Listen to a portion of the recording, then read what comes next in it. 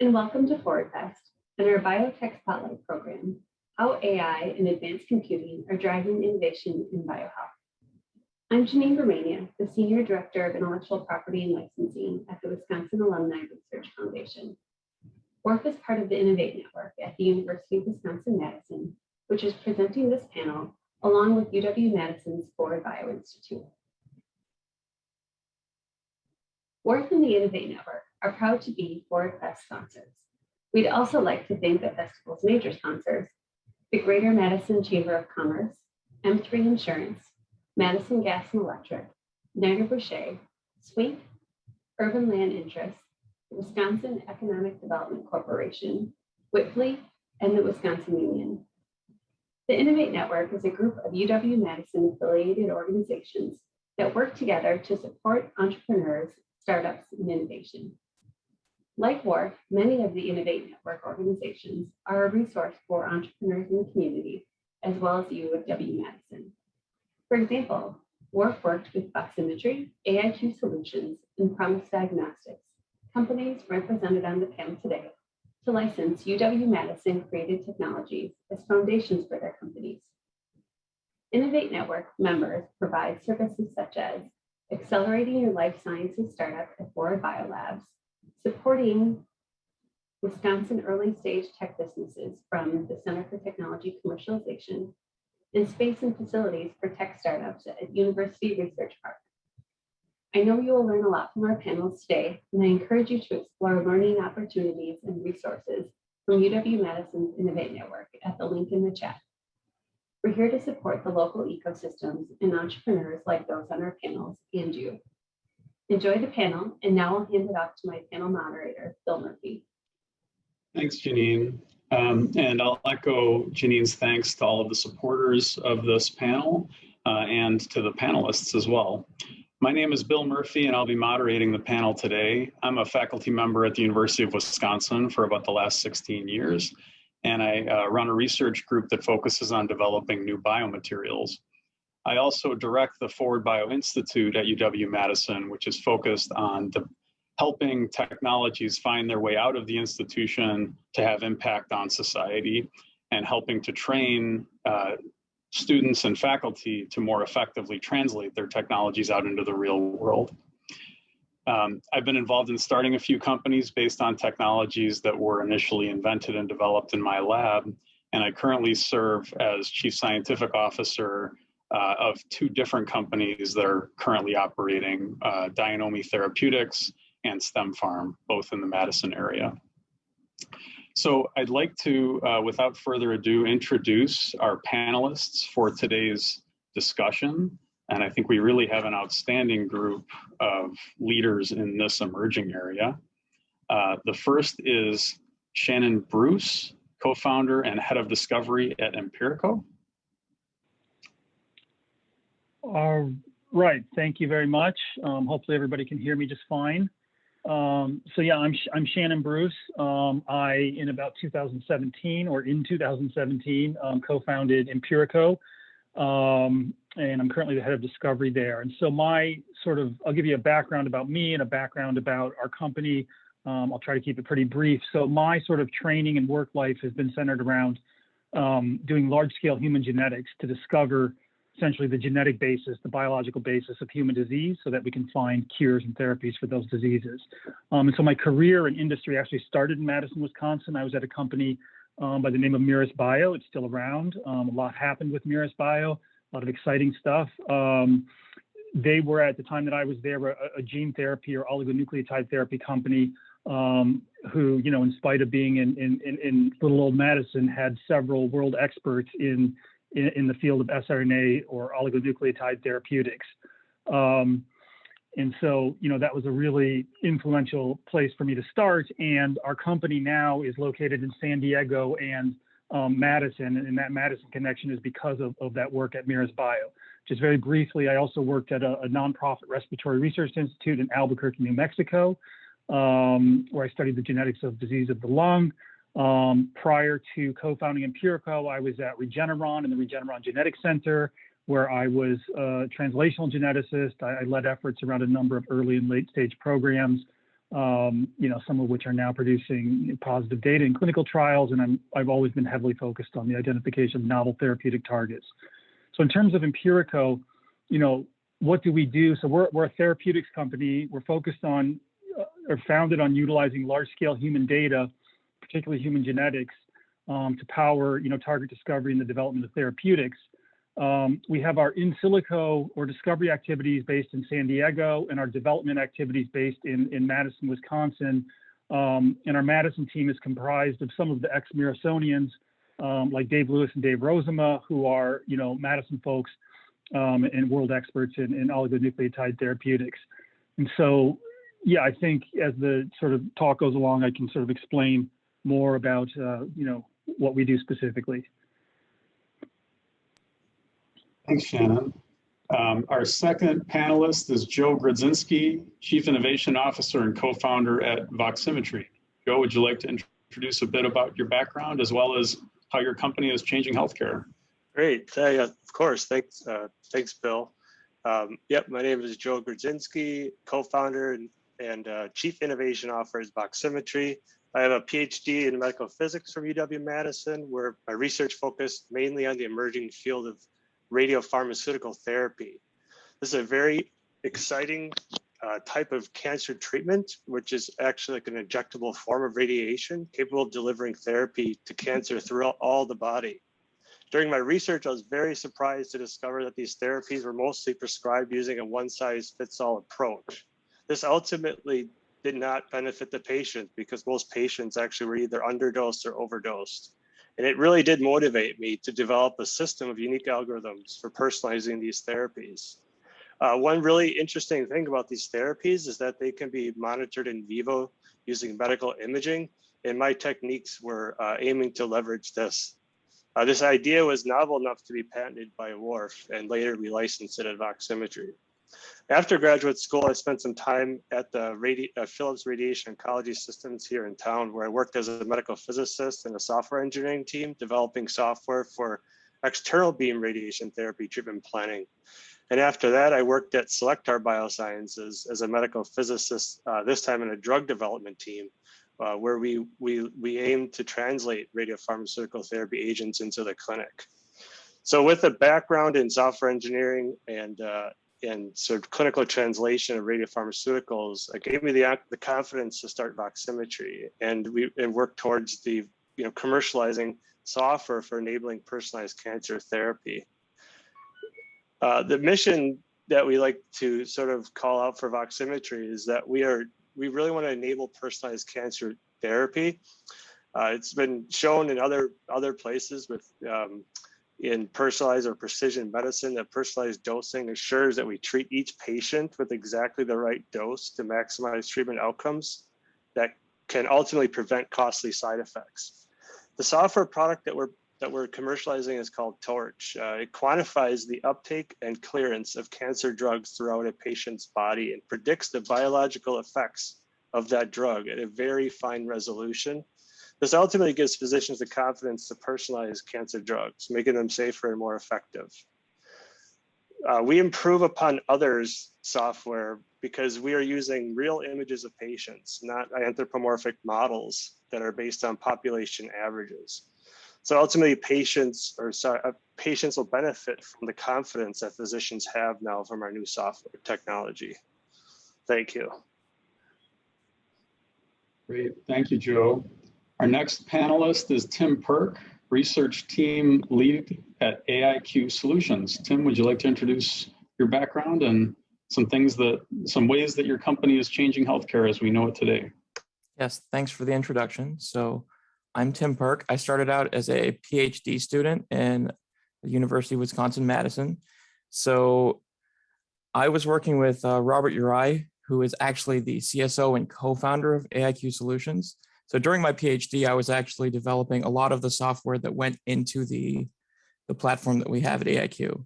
And this platform was licensed through WARF and then brought over to AIQ. So what we do is we look at medical images of patients. We look at multiple images so we can look at response, and not just what the current standard is, which is looking at, say, 5 or so lesions in a patient.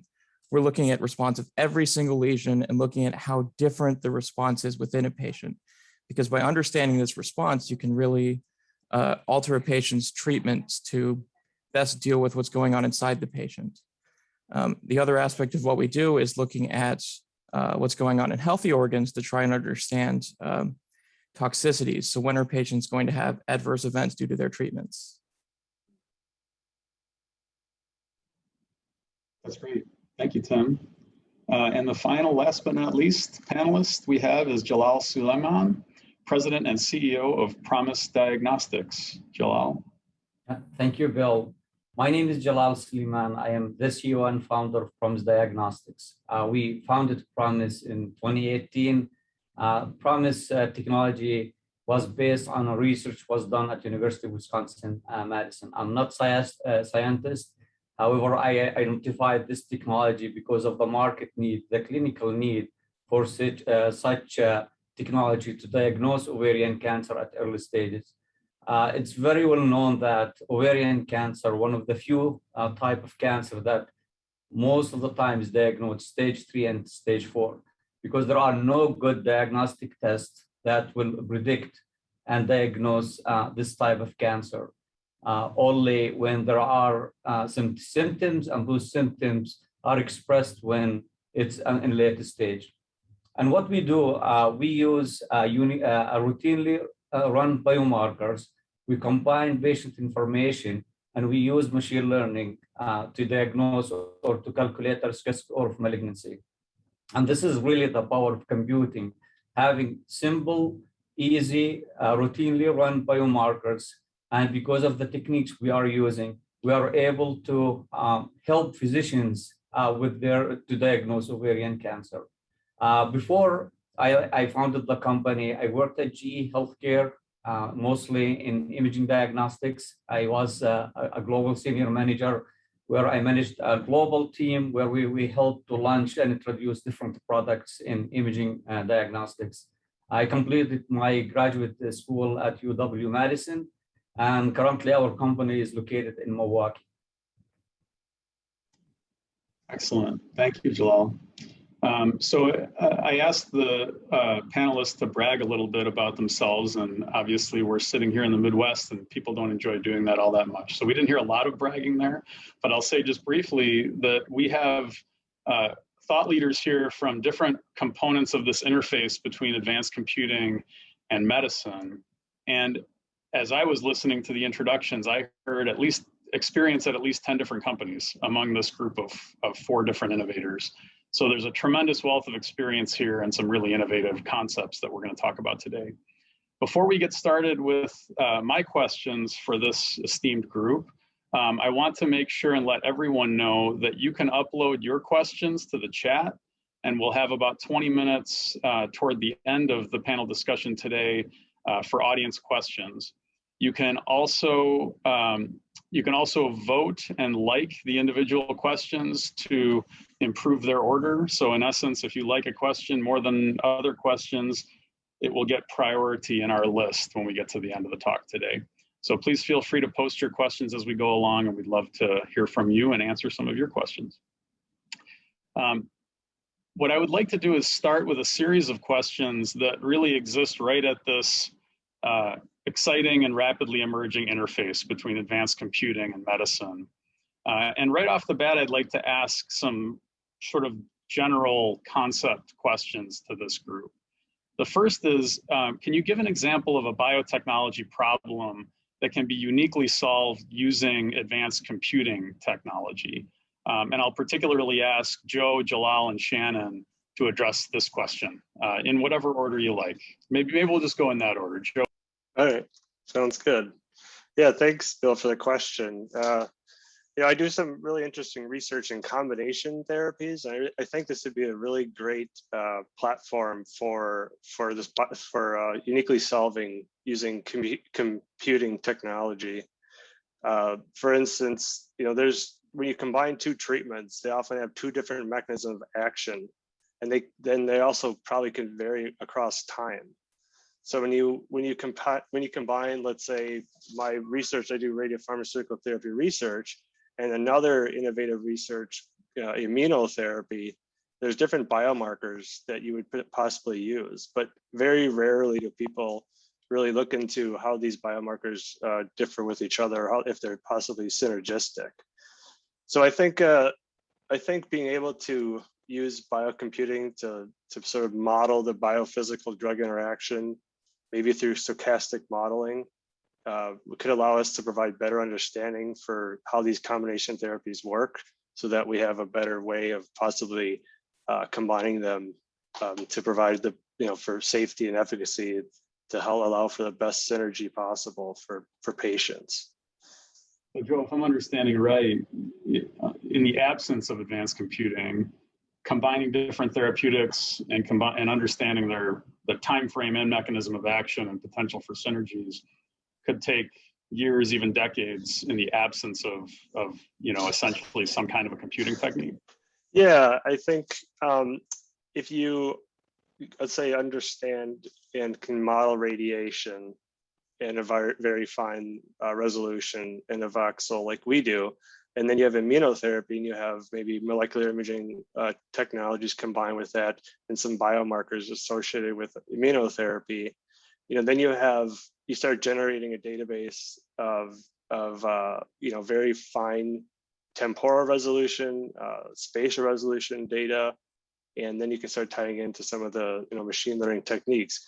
If you're trying to do sort of the old approach where you're sort of just, let's just test, let's look at drug development and the old ways of trying to figure out what the maximum tolerable dose is, and then you just sort of do a shotgun approach. You sort of get to something empirically, but it's going to take you a long time. It's going to cost a lot of money, and you might miss something because you're sort of biased to a certain experimental design that I think advanced computing could help you reveal. Thanks, Joe. Jalal, anything to add? Yeah, definitely. I would add to Joe's input here that sometimes there are routinely run biomarkers, or the data exists and you never thought about this relationship until you start using these machine learning techniques. So you start finding relationship between biomarkers. In our case, that these biomarkers have been in the clinical setting being used for like 30, 40 years, but no one thought about that there is some correlation that will help to predict ovarian cancer or type of cancer. But because of the advanced computing, machine learning techniques, you are able to analyze a large set of data and extract some information and develop insights. So maybe rather than searching for a novel type of biomarker or expression of a particular gene or production of a particular protein, you may be able to use something simpler that's been around forever to gain some insight about disease. Is there an example of some kind of a marker that has had that kind of success? So some of the like comprehensive metabolic panel, it's very wide range of biomarkers that could help to predict different types of diseases, not related necessarily to cancer, but overall. So something this has been in the lab for a long time. Great, thank you. Shannon, same question for you. Yeah, I think everything that we do at Empirico involves computing at some level, but just to kind of restate, what our mission is and how, maybe a specific example of how we use AI. So we're a therapeutics company, as I said, founded on utilizing large-scale data, human genetics, to discover novel targets and then develop drugs. So basically what we do is we combine genetic data with health information from millions of individuals, and we can sort of learn about the effects of altered gene function, and we can design drugs that mimic those human mutations. So the problem is the scale of the data that we're dealing with, right? So we have 500,000 people, let's say, in a database. We have 10,000 disease phenotypes. We have 240 million variants, and we run an association analysis on that, and that literally gives us some trillions of rows of observations. And so, the human brain is good actually at pattern recognition, but gets exhausted at that scale. We can't possibly look through that amount of data. And so, one thing that we've done is apply machine learning, to these sort of massive data sets. And it's not just the phenotypic and genetic data, and I can talk a little bit more about that maybe on other questions.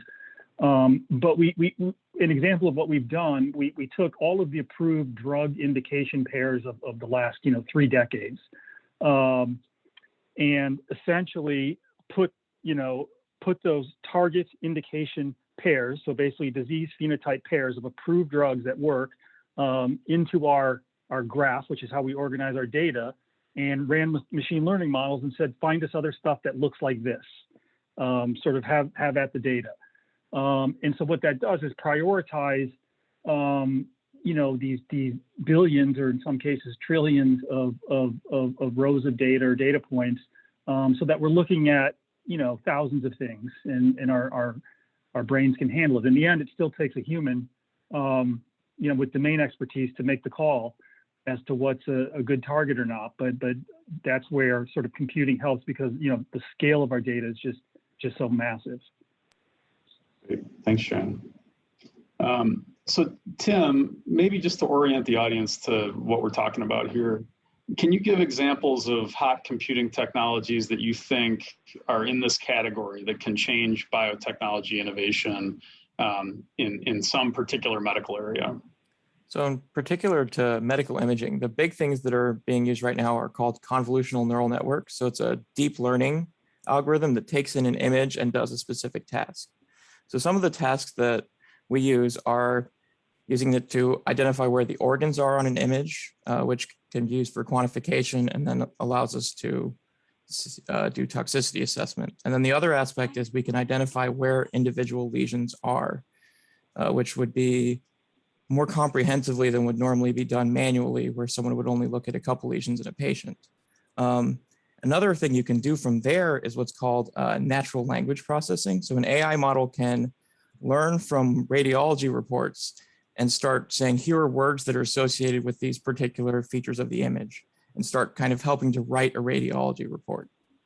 And then from there, there's another aspect that AI can do is prediction. So not just saying what's in the image, it can start saying, okay, based on these images, here's how we think the patient's going to do. Here's how long we think they're going to go before they progress on this drug, or how long till they might have a toxicity. That's really interesting, Tim, and it brings up kind of a follow-up related to time dynamics. So as we've developed therapeutics over the last 20, 30, 40 years, oftentimes we have a hard time taking into account time dynamics and things that are changing in the patient. And I wonder, will AI and some of the concepts that you're talking about, some of the advanced computing technologies, machine learning, et cetera, allow our therapies to act more like dynamic living cells and less like a static one-time prescription of a drug? Can we essentially have crosstalk back and forth between our therapeutic and our disease state? So that's kind of one of the things we're trying to do at AIQ, is provide the response of each lesion, which can allow a change in how you're treating the patient. Say a patient has, say, 50 lesions, and there's only one that is not responding to the treatment. That might actually cause the patient to progress or get worse. But if we can identify there's just one lesion that's the problem, we can say we should do a targeted ablation or a targeted treatment of that one resistant lesion. Another thing is we can say in patients that are doing really well, but our models say they're likely to have a toxicity, well, maybe we can de-escalate the dose the patient's being treated with to try and prevent this toxicity that might happen to the patient. That's interesting, and it sort of brings up this concept of personalized medicine that has been an area that folks have been interested in for quite a long time, but is difficult in practice to achieve, in part because of the idiosyncrasies of each individual patient, the diagnostics that are run on each individual patient, and the therapeutic needs for each individual patient. So how is advanced computing helping to usher in this new era of personalized medicine that we've all sort of been promised in the media and other places? And what roadblocks stand in the way of widespread use of personalized medicine approaches, in your opinion? Maybe for Joe. Yeah, thanks. So for our purposes, like I spoke of before, these radiopharmaceutical therapy drugs are sort of given to be, I would say, like effective towards sort of like the average of the population, and not necessarily for each patient individually. And up to this point, the issue has been that the physicians are sort of not confident enough in the tools they have, or drugs in general are just developed in a way where they just have to be sort of effective for like a subpopulation of the individuals and not necessarily optimized for each patient. But in the research setting, you know, we have these great tools. We're able to do things at a very accurate level. We can give the physicians data they never had to make decisions now that maybe they can go and escalate the dose to a patient, or they know that they can predict which patients could receive the therapy, more cycles of the therapy, or maybe they shouldn't receive the clinical standard of care treatment. The way we do this is actually drastically speeding up some of our health tech algorithms. For example, we use Monte Carlo algorithms to sort of model how the drugs deposit their energy throughout the body, and this makes measurements very accurate on a voxel level. Up to this point, these sort of measurements have taken tens of hours. So, you know, clinically, they're just not feasible. So, you know, physicians aren't really able to be treated in a personalized method because these physicians just don't have the tools available. You know, but the difficulty, though, that we now face is that the drugs have been developed in a certain way. The physicians are used to a certain way of doing things. With these tools, we sort of have to bring in a paradigm shift in cancer therapy. And some of the resistance that we deal with on a daily basis is that a lot of the data that we see is retrospective, not necessarily prospective clinical trials that are done that would be needed. You need to compare the personalized prescription against the standard of care. There has been a push towards this, and there actually has been some really good progress in this regard recently. So things are moving in the right direction. And I think now drug companies are starting to see that there is a benefit in doing this. There's always been sort of a case made that they have a potential of maybe losing revenue, but I think now that we're showing we have tools that will enable safe delivery of these drugs, ultimately, it turns out most of these patients are underdosed, so they could get more therapy. So ultimately, their revenues would increase. So when that happens, I think it makes drug companies happy. So yeah, and I think that that ultimately, things are moving in the right direction for personalized medicine and for our field at least. A quick regulatory follow-up. So as you develop this understanding of what each individual patient needs based on the data that you're collecting and using, does it ultimately result in a change in inclusion criteria for a particular trial, or does it instead result in a regulatory submission that's about a process rather than about a trial population? That's a really good question. So there's a whole angle to this radiopharmaceutical therapy that I didn't really introduce. That's called theranostics. So there is an element before the patient even gets treated, is that they get injected with a diagnostic agent that ultimately tells the physician whether or not the patient might be a good candidate for the treatment. So it's sort of a way to stratify patients up front. That usually is just a binary sort of decision that's made. Based on our tools, we like to carry that one step further and really give an idea through time how the drug is taken up, and then whether or not through our modeling process, if that drug would be delivering enough dose to the tumor versus dose to normal tissues. So that approach is sort of where we'd like to take the trial, so that the physicians can actually stratify the population a little more.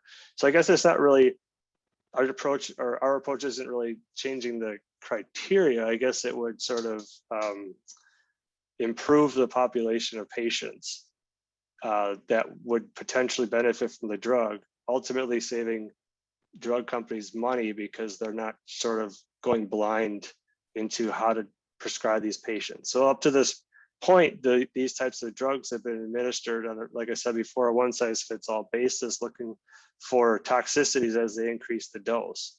But if you actually are allowed to image these patients over time and see where the drug goes, and then do some modeling in the patient, in the patient image, you get a better idea of how these the sort of therapeutic ratio of a patient, and make give a better understanding of sort of what the dose limits could be for your trial, and get to these endpoints much quicker. Thank you. Shannon, same question for you about personalized medicine and how these kinds of computational techniques might help usher in this new era. Yeah, it's a great question. I agree with a lot of what Joe said in terms of how development has traditionally been done, and the kind of things that we wrestle with also. I think when people think of personalized medicine, genetics is an obvious fit, but I'd like to just kind of make a distinction with what we do. And so we actually, at least currently, are not sort of trying to find therapeutics that are tailored to people with particular genetic variants or particular genetic profiles.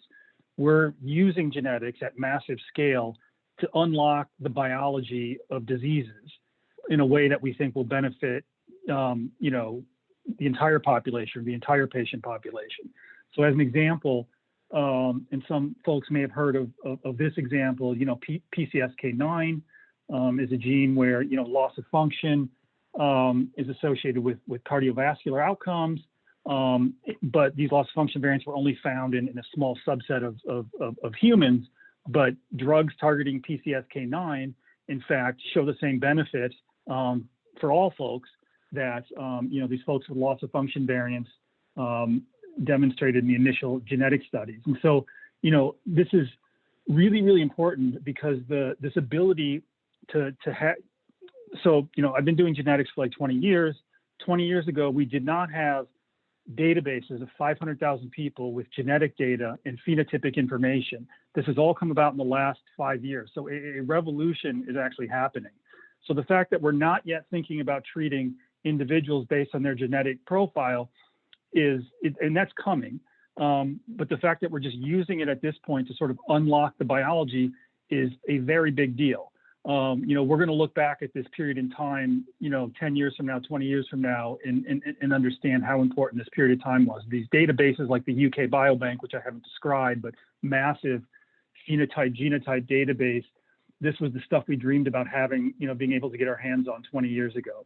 And so, using computational biology with these massive databases to unlock the core biology is an amazing thing. So at Empirico, we've sat in a room in front of our computers and discovered, the genetic basis for a disease that's been around for forever, and that's unbelievably gratifying. I'd raise one other point to this question, and that's sort of not really at the level of personalized medicine, but more and more, there's it's recognized that there's a need to, get genetic and phenotypic information on diverse populations, and so both at Empirico and, essentially throughout the genetics community, there's a push to do that because, disease prevalences and genetics can differ across ethnicities and can influence, how we think about treatment. So for example, polygenic risk scores, can be population specific and can influence and will be in the future influencing treatment decisions. So that's a sort of another area of personalized medicine that I think very important is sort of, population diversity. Thanks, Shannon. Before we switch gears more toward sort of commercialization related questions, I just want to address one question from the chat because it follows up specifically on this point. So the question is, how are concepts from AI and machine learning, et cetera, being clinically validated and so that they are fit for purpose and not resulting in patient harm? Is the final call left up to the clinician, or are there ways that this is essentially being validated, regulated, et cetera? Anyone's welcome to jump in on this. So I think it depends on, for me, it depends on the type of model. So like, some of our models are like, where are lesions? And eventually those ones might reach the point where those don't need someone to be constantly approving everything the AI is saying. But for some models that are more predictive, we're not going to let a computer tell us how to treat a patient. It's most likely still going to come down to, we will give this information to an oncologist and they can use it to help make their decision that most patients like this have this type of outcome. Then is there ultimately a feedback loop such that if the clinician is using this information and it results in patient harm, there's some way of ensuring that that information is broadly available, or that there's some regulatory body that ensures that it doesn't happen again? I guess the essence of the question is there's a lot of information then being used, and a lot of it is very idiosyncratic. And so the typical regulatory structures seem like they don't apply in the traditional way. So at least in our setting, we're not going to implement it in a case where a decision will be made based off our analysis until it's approved by FDA for that kind of decision making. Bill, I could comment on this from the diagnostic standpoint of view. There is a significant shift lately happened on the FDA and how to deal with machine learning algorithm in terms of predictions, certain type of disease.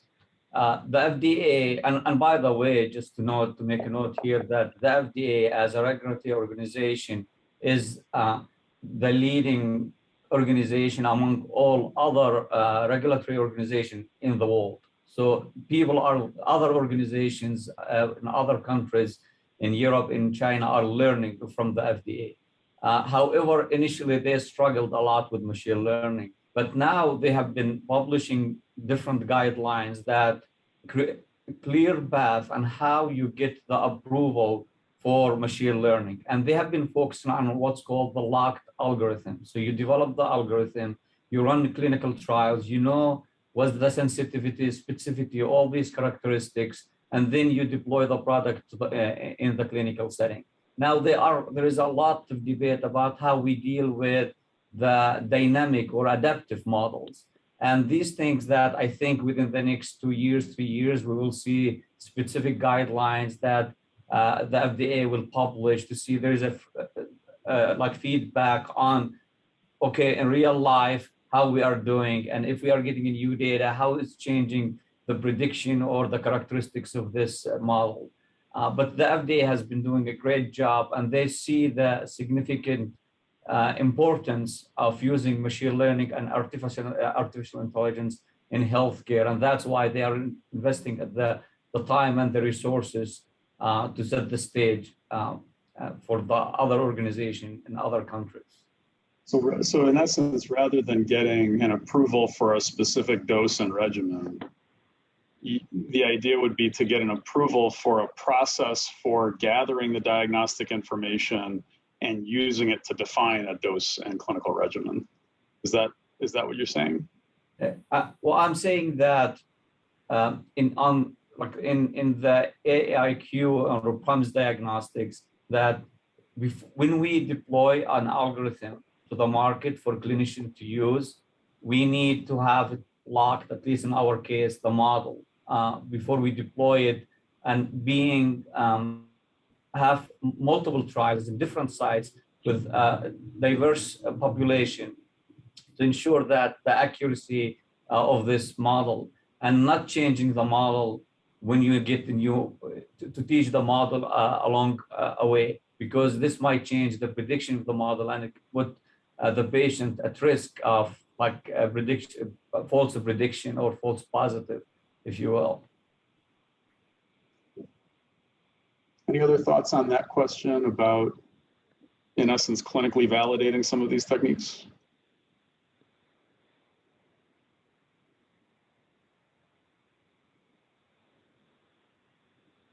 Okay. So why don't we switch gears to commercial challenges? We've talked a fair bit about some of the technical opportunities and some of what's possible with these revolutionary technologies. one general question is, what kind of challenges are facing your companies in your path toward commercializing these technologies, whether they be regulatory, related to reimbursement dynamics, related to technical challenges, or even recruitment challenge, talent recruitment challenges? What kind of challenges have you seen? And maybe starting again with you, Jalal.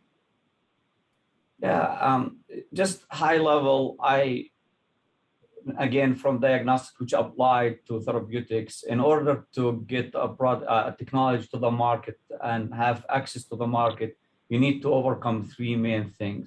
You need to get adoption among clinicians, end users. You need to get the FDA clearance, and then you need to get the payment of coverage from private insurance and CMS.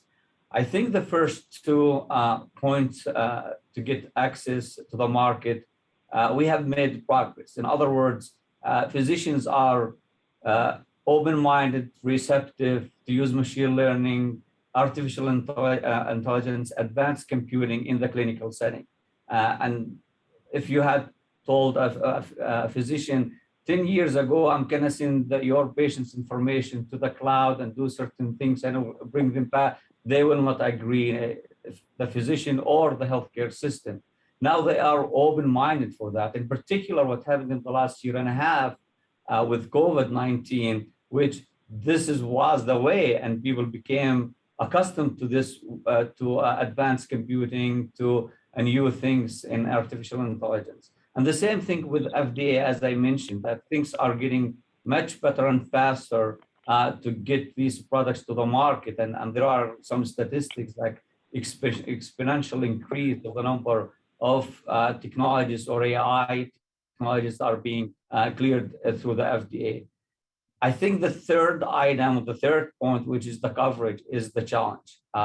Payers want to pay for the value proposition, and sometimes they don't see it in algorithms, in artificial intelligence.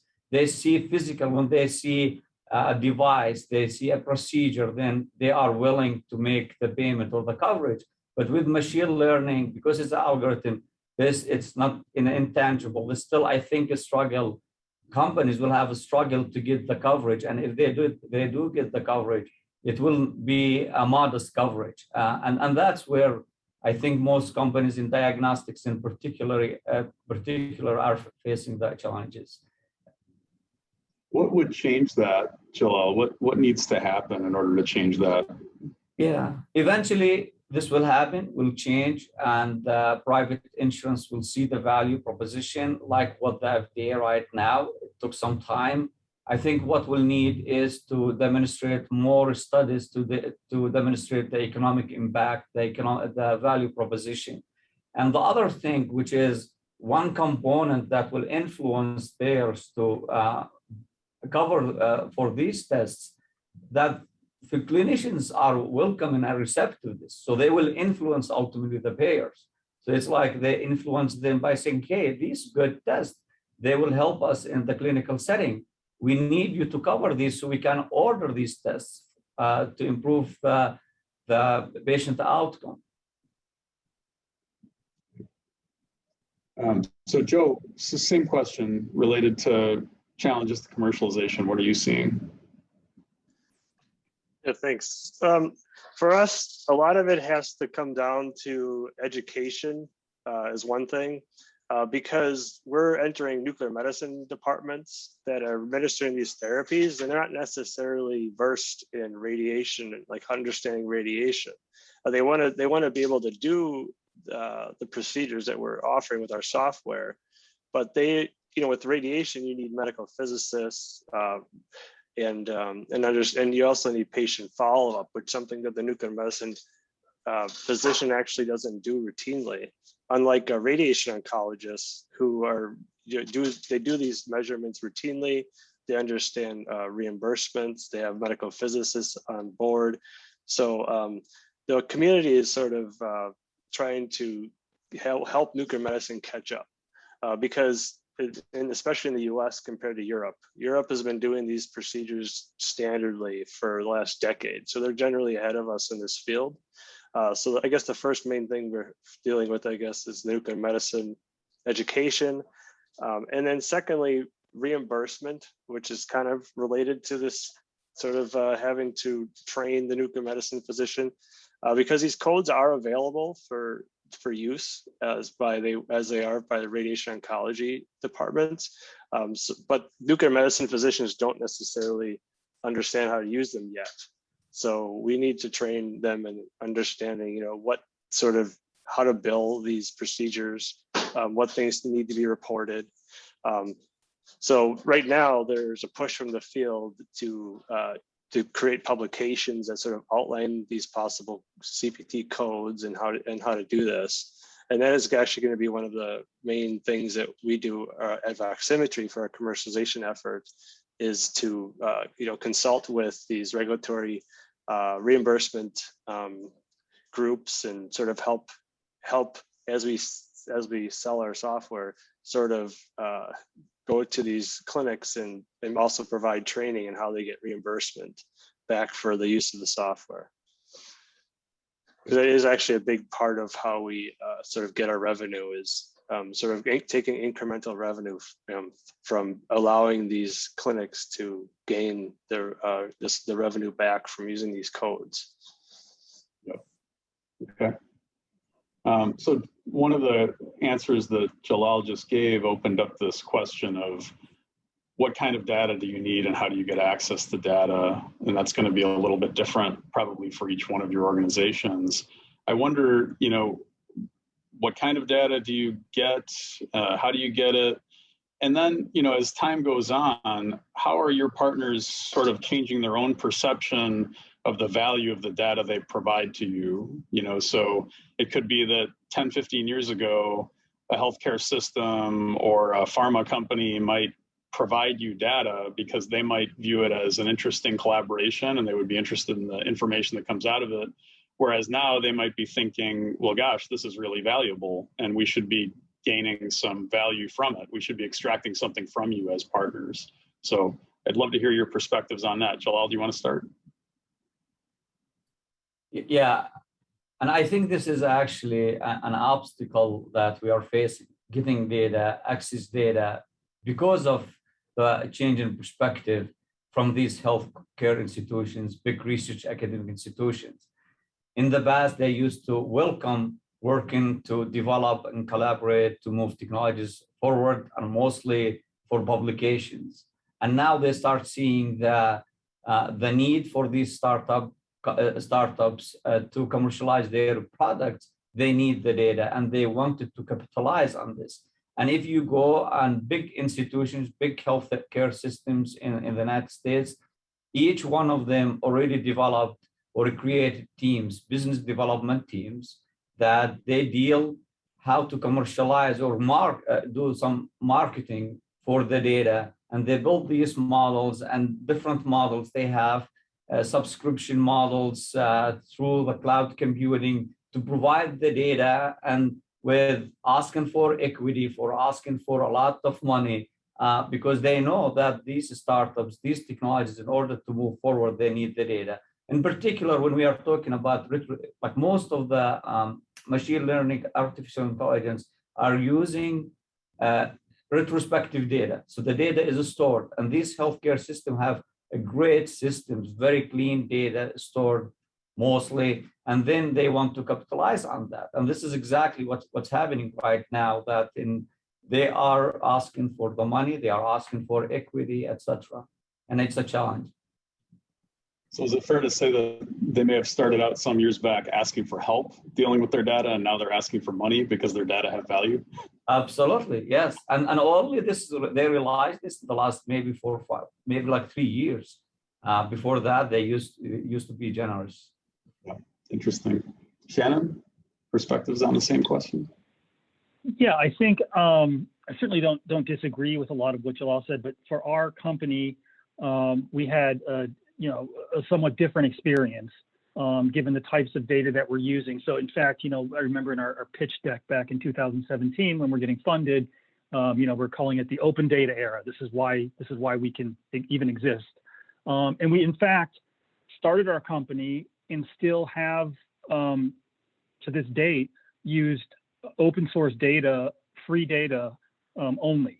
There are, potential efforts for us to get proprietary data that might be helpful, but we're in this sort of environment, at least in genetic space, where there are like billions of dollars of public funding that's been poured into the genomic sciences, and a real sort of altruistic impulse, I think, to have that data out there. So we have like the GWAS catalog, we have the UK Biobank, GTEx, Nomad, dbGaP, Ensemble, all of these resources that we've used.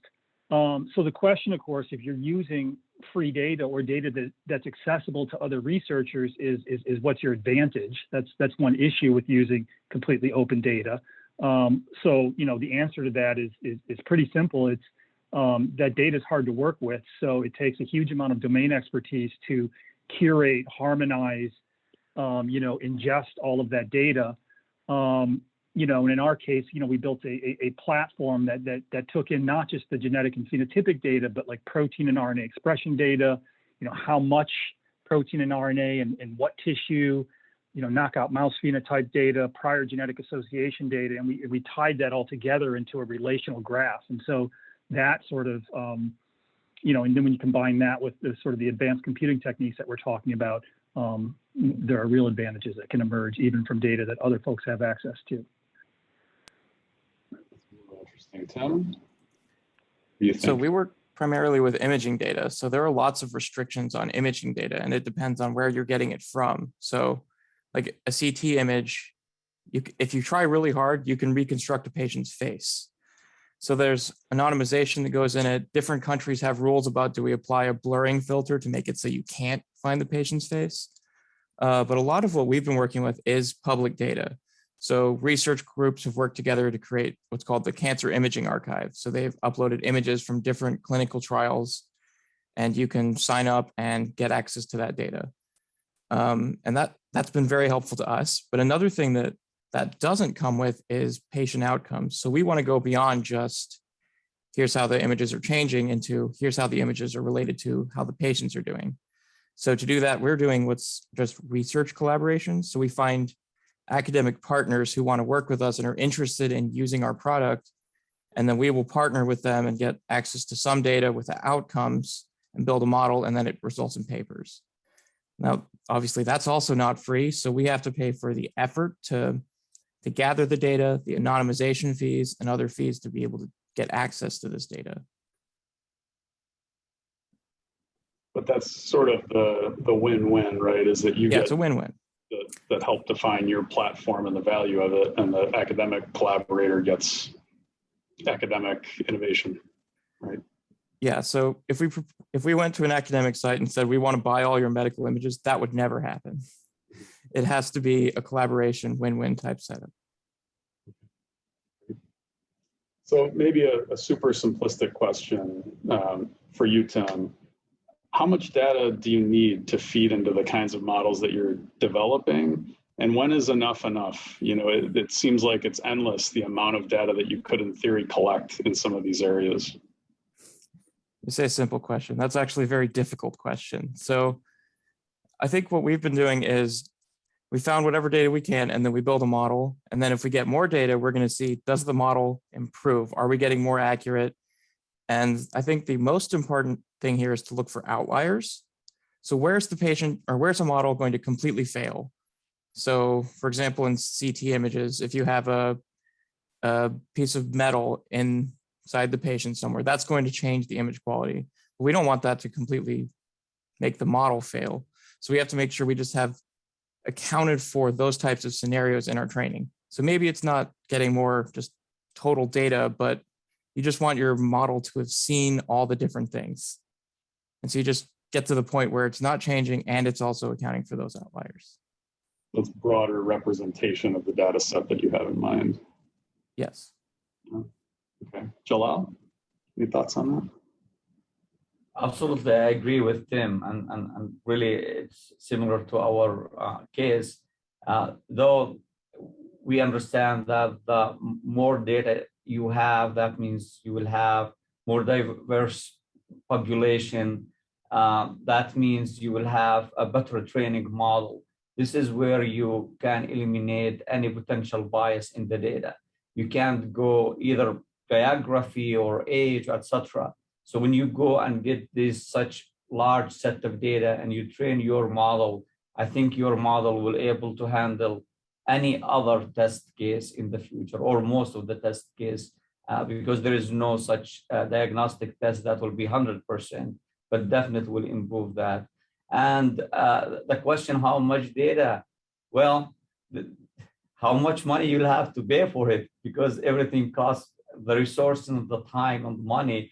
It's limited in the startup world. So you can't get the data that you want, but I think collaboration could help to overcome this challenge. Thank you, Jalal. So before we get to the next general theme area, which is sort of general futuristic questions, I just want to remind everyone who's attending that you can post questions to the chat and that you can vote for questions that you like to improve their priority in the chat. And in about 10 minutes or so, we're going to transition to questions that are coming from the audience Q&A. So please go ahead and upload those. So the next set of questions, as I mentioned, relates to kind of the general future of AI. First one, Shannon, for you. So how do humans and AI interact during discovery and implementation? And where is the human domain expertise really valuable and necessary? Yeah, I think that's a great question. I, of course, have my own biased perspective. I am a computational biologist, but with a heavy emphasis on biologists. So as I explained a little bit before, at both the front end, domain expertise is absolutely required. We can't take all of these diverse sources of publicly available data and just dump them in as is, into our graph or into our knowledge network. We have to curate that data. And so, the first year of our startup, and there weren't too many of us at that time, was like munging files. So the data would, cooperate with each other. So there's a huge amount of, in the munging of the files requires, domain expertise. We had to have expertise in clinical informatics, deep expertise in genetics, deep expertise in computational science. I mean, it all requires domain expertise. And then on the back end, as I said, we use these methods, largely to sort of prioritize things, to sort of help us focus a little bit better so that, we can find that needle in the haystack, to sort of shrink the haystack a little bit. But there's no way that we would ever, without huge amounts of human intervention and investigation and experimentation, proceed with a program just because it was prioritized by, a machine learning model on our data. That's only the start for us. Do you envision a time in which the models become so good that this domain expertise is less important or maybe even not necessary? I mean, I might not be the right person to ask that question, but it's very hard for me to envision that because biology consumes everything in the end, and biology is so complicated. And so I really think there has to be this, machine-human kind of interaction. So Tim, similar kind of line of question for you, but in the area of imaging and radiology, right? So in essence, are AI and advanced computing going to replace all the healthcare jobs in this area? Because there are people right now evaluating images and trying to make treatment decisions. Don't your models do it better than they do? Yeah, that's a trap question. I'm going to ignore the last part of that question. But I will say, I know this is a big concern in the radiology field, but I also don't think that AI is going to replace all the radiology jobs. What I do think it will do is make it so that on easy cases where things are easy, radiologists can spend less time. On cases where there's a lot of work needed, it can do some of the grunt work that's really painful, like contouring every lesion, but then they can review it and make sure things are right. So it's more of a triage step that will really just make their jobs easier, and so that they have enough time to handle all the patients that they have to review. Thank you. Another question related to this sort of continued expansion of AI and machine learning and other advanced computing technologies. Is there potential that they're being overused or could be overused in healthcare decisions when human intervention could be more effective in some cases? Anyone can answer this one, anyone who'd like.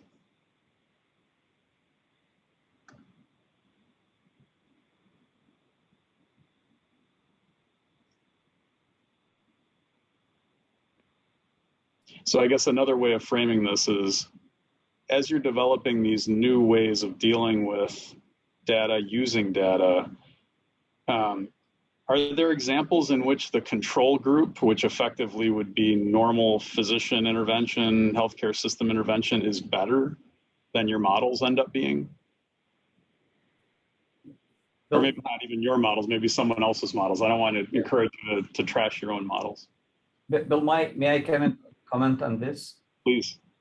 I'll go back to the earlier question that you asked, if AI will replace physicians, which is related to this question. I doubt this will happen in our lifetime because the FDA will not allow. The FDA will not allow. I mean, I can tell you in diagnostics, they are very careful when they have the intended use to say this AI or this test will help to assist the physician to predict ovarian cancer or whatever type of disease. Assist, so it can't be used standalone test because there is potential for like technical error, whatever it is, that they doesn't want this to happen. They want someone, a human being with some other data, to have other clinical data, a clinical assessment to make the decision. So I doubt this will happen in our lifetime. Thank you. Other thoughts on that?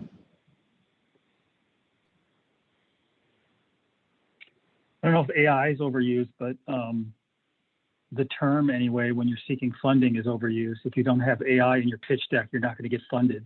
But that's that's not answering that question. The buzzword.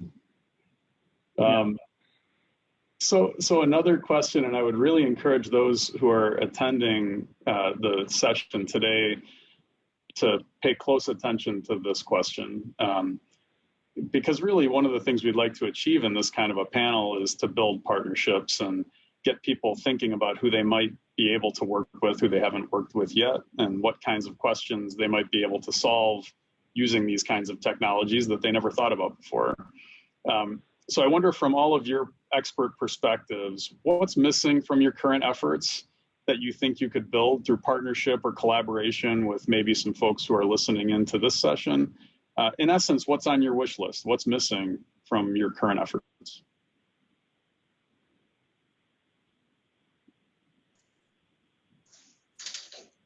I could start. So one part of what we do is having to do like the AIQ solution and segmentation of organs. So actually, we've actually been talking to AIQ a little bit about helping us with that. So that's a sort of a start there, using AI for that. But there's also another thing where, as we build a database of patients and start understanding the different pharmacokinetics of these patients, and then that it would be helpful for us long-term to be able to create databases of this information, so that we could employ some of these AI techniques later on, which currently we don't have in-house. So those are two examples that I can think of right away for us. So it seems like providers of data would be of value to virtually everyone in this area, right? As a collaborator or a partner.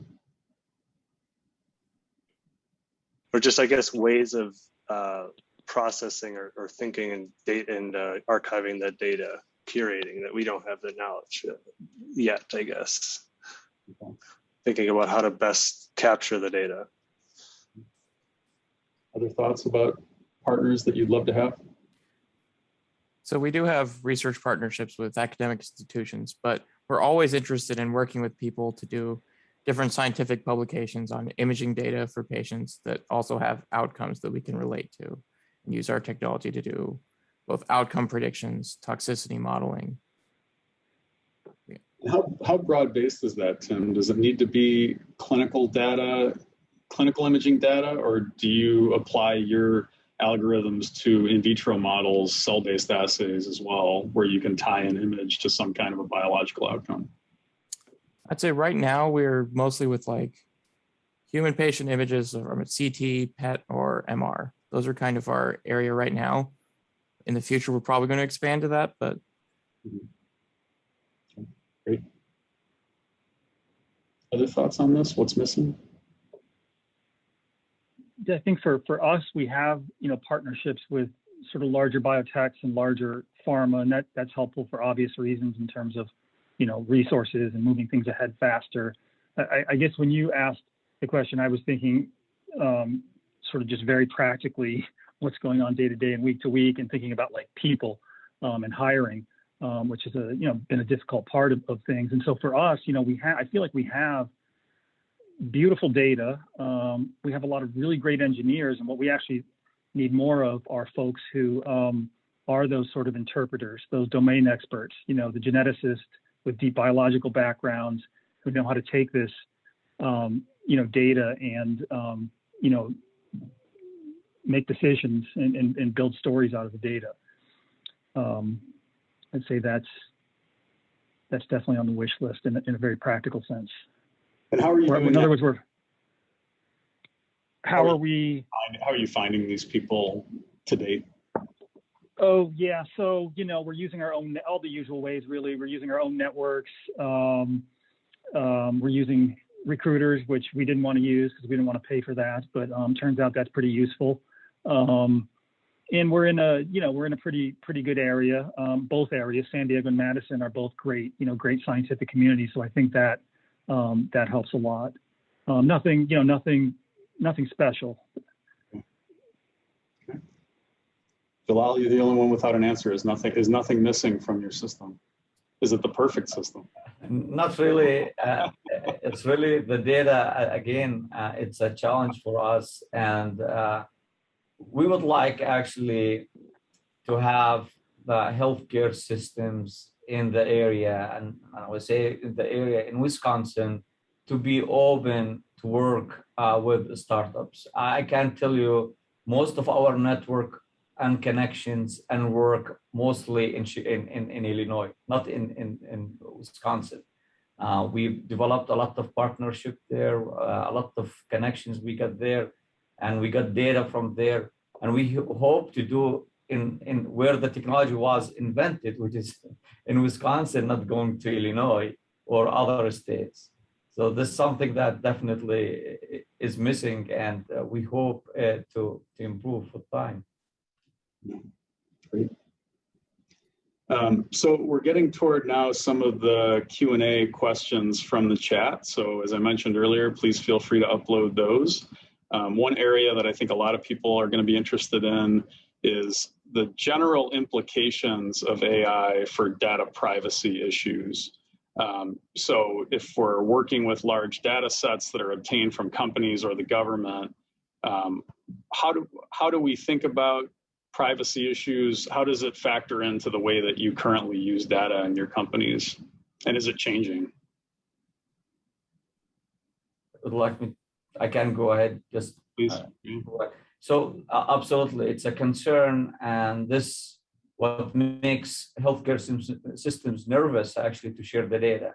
And with evolving the cloud computing right now, some healthcare systems find a secure way to provide you access to the data is to have put the data on the cloud in a secure way, and they will control the environment and give you access, limited access, instead of old days when they used to give you a secure flash drive to share the data with you. But most of the data, at least in our case, de-identified, so it's HIPAA compliant. This is the term that none of the 19 identifiers will be available in the data. So even if there is a breach of the data, which doesn't happen, it doesn't tell you anything about the patient identity. So again, hospitals, healthcare systems are right now moving to a way more secure way to share the data using the cloud. Thank you. how's everybody else dealing with this question of privacy? So at AIQ, we also have our own internal HIPAA policy. So we had to go through a policy, make sure that everyone at the company is HIPAA trained, even though in general, we don't have any patient identifiers come in. So we're just trying our best to make sure that patient data is protected through following HIPAA, both by not getting patient identifiers, but also making sure everyone is trained to know what to do if they get them.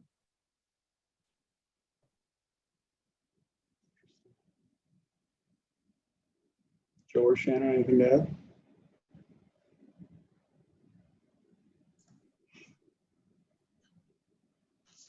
I mean, for us, it's kind of similar to AIQ.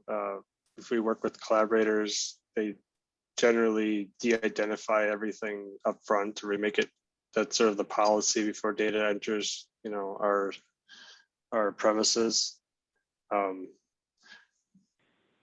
do agree, like with the cloud comment, we've sort of thought about deploying our software to the cloud, but find out that even though shows great promise, that hospitals are still very reluctant to give their data or put it on the cloud. So I think that would improve things drastically if we'd follow more of what Jalal has experienced with limited access to data. I think it'd be a good practice to sort of expand if possible. But I think each hospital seems to have its own policy with their data. So that becomes very difficult to deal with sometimes.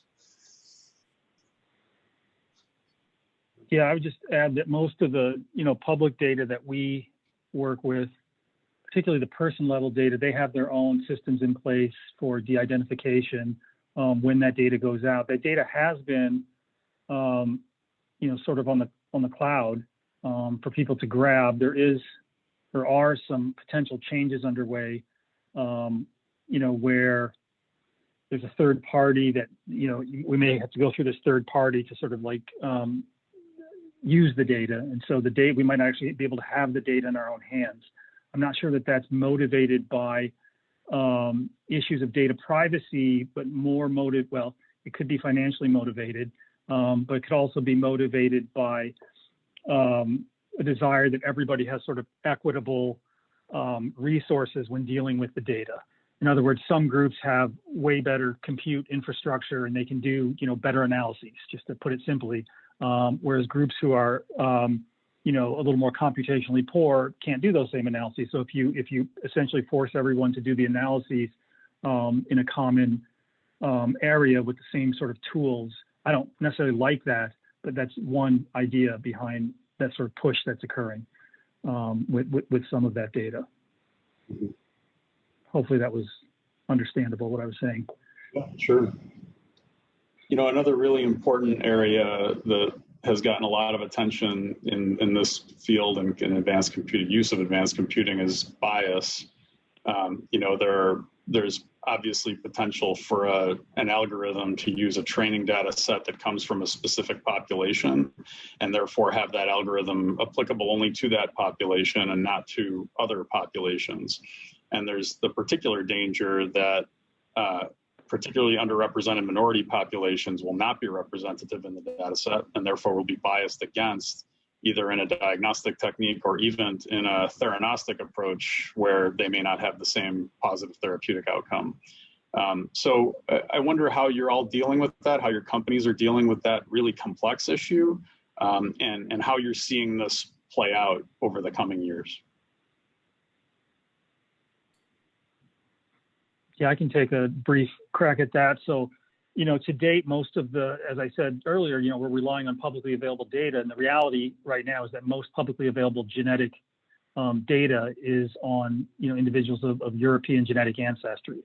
That's just the reality. There's been a huge push within societies, the American Society for Human Genetics as an example, to diversify. So that's rapidly changing.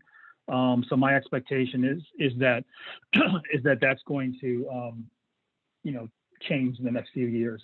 The way that we deal with it is whatever data sets are available that are from, non-European populations, we gather and we use those.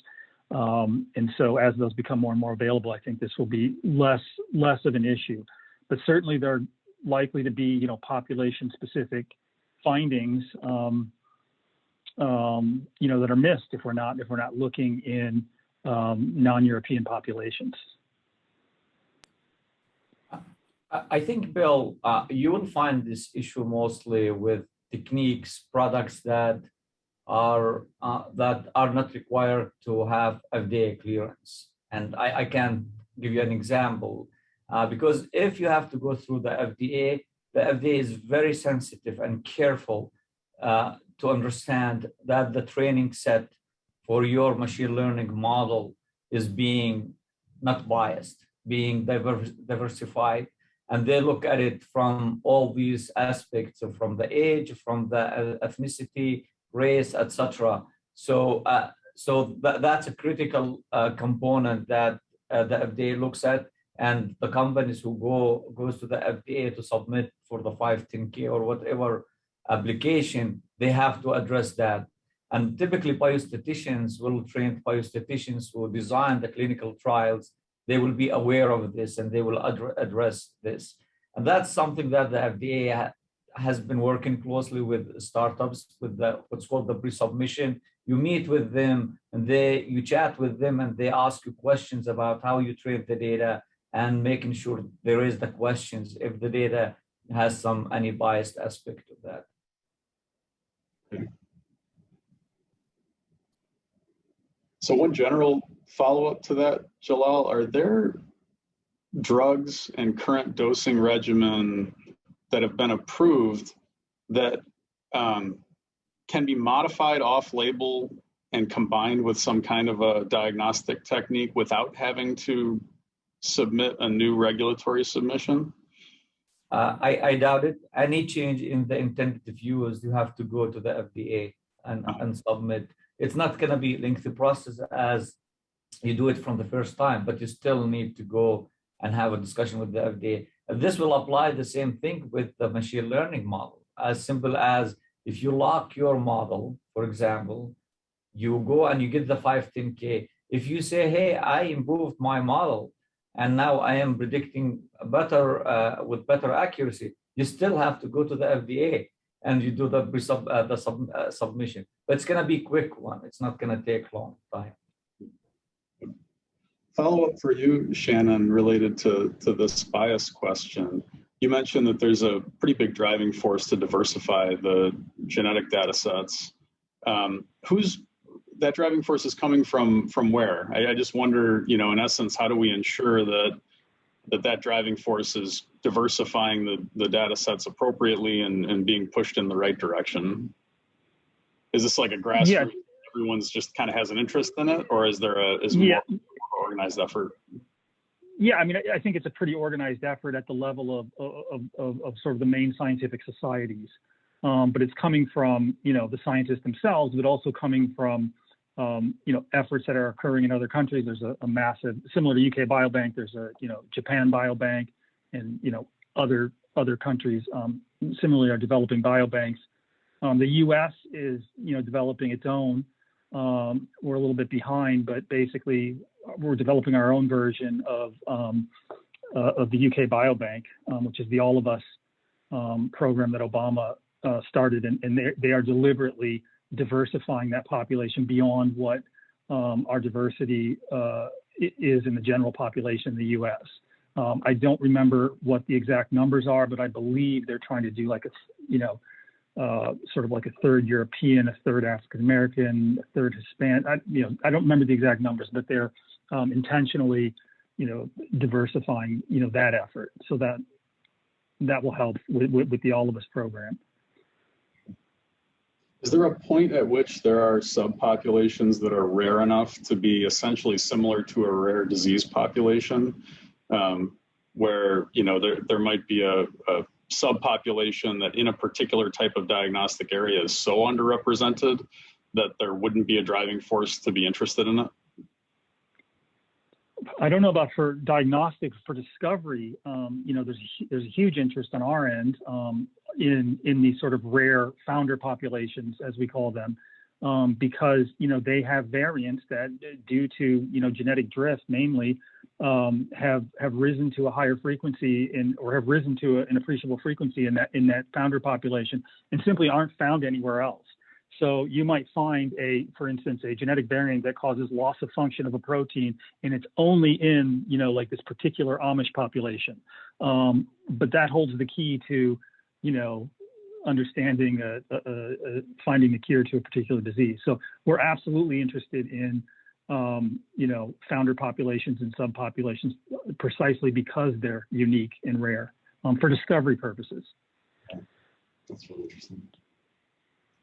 So another really good question that just came from the Q&A, and I think this might be the last one. We're sort of starting to run up against the time limit here. How do you structure your workspace so that you get efficient communication and collaboration between computational experts and medical or biological experts?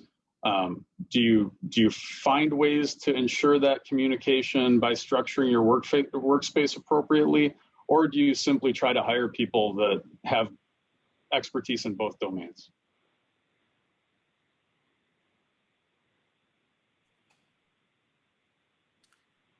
So what we've found is that you can find people in certain domains like radiologists or nuke med physicians who are really interested in seeing the outputs, and they can give you feedback on what you're doing.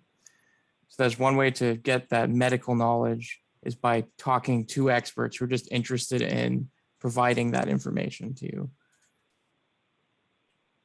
And sorry, Tim, what is the interface with those experts? It's something like this, basically. It's a Zoom interface.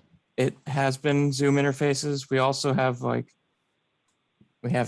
the output of our algorithms into a portal that they can take, and then they can play with it and give feedback there. It really varies based on the agreements and everything, but we get a lot of feedback from the medical community by asking them, what would you do here? What do you think? Where should we be changing things? What's the most important thing for us to be emphasizing with our algorithms? Yeah, I'd say to answer that question. Oh, sorry, go ahead. Oh, just say for us, it's kind of for our sort of early collaborators, sort of like feedback is sort of one of the items that we ask, for giving them use of our software. So kind of a similar thing to what Tim said, having them tell us, do they like the workflow? What information would they like to see? And then also just in terms of just the Madison environment in general, I mean, there's a lot of medical physicists here. So we sort of have the expertise in-house, and we have been in the research environment for a very long time as well. So we've been talking to physicians and sort of have them on speed dial, if you will, if ever we need to talk to them. And then going to conferences, just kind of getting behind this idea of this personalized medicine. We've got a lot of physicians that have been really following our story and really willing to work with us from around the world. So they all sort of, we sort of have the same mission, so we can get feedback from them really quickly and providing them the best tools for their clinical and research work. Shannon? Yeah, I was just going to say, we've hired people who are experts in both, and we have, people who are clearly at one end of the spectrum or the other in terms of kind of the computational versus, biological medical spectrum. But COVID changed everything for everyone also. And we had this artificial split anyway of having our development team in Madison and our wet lab and drug development team in Madison and our target discovery team and computational team in San Diego. So yeah, we just have like lots of Zoom meetings. I think it's worked great. There are varying opinions on that, but I think we've been sort of more productive in this kind of environment where individuals physically are doesn't matter. I think that's been, for me personally, it's been the most productive, couple of years of my science. And I think it has been for a lot of other folks too. Because there's just less time spent, doing stuff that doesn't matter, like driving an hour each way and things like this. And you can also you can hire a little bit more easily. You can get somebody who you really want, who, for practical reasons, they have, kids who are in school, whatever, so they're in a different state. So we've got folks kind of spread out even beyond Madison, San Diego. And I think, I don't know if that's going to last forever, but I like it. Well, I think in some sense that's oh, sorry, go ahead, Jalal. Were you going to say something? Yeah, I just wanted to say that eventually academia or an academic environment start behaving like big corporations. I came from GE where I used to have a global team all over, and we knew most of them I didn't meet in person. So everything used to be, it's what's called a different tool we used to use to communicate. And this is how big corporations run their businesses. So it's an efficient way, honestly, with this virtual world, that's okay, but for a while, I guess. Yeah. Well, I think that's a wonderfully optimistic way of ending this panel. Many who have not been all that excited about being locked out of their offices for a year are now hearing the positive side of it. So that's wonderful. So let me just thank all of you for an absolutely fantastic set of insights, a wonderful panel, and a lot of complementary expertise addressing these questions. I learned a lot. I hope everyone who attended learned a great deal as well. So thank you very much. And my last job here is to hand it over to our host, Janine Bermania. Thanks, Bill. On behalf of WARF and UW-Madison's Innovate Network, thanks so much to our panelists, our moderator, Bill, and to the audience for this really informative discussion. It was helpful to hear from the panelists on their experience with data, the need for quality and diverse data sets in order to have robust models, as well as the need to maintain domain experts versus computers replacing us all. I also really appreciate Bill's question on the collaboration needs. The Innovation Network really strives to foster UW's culture of innovation and entrepreneurship, and collaboration is really key to that success. So thanks for that question.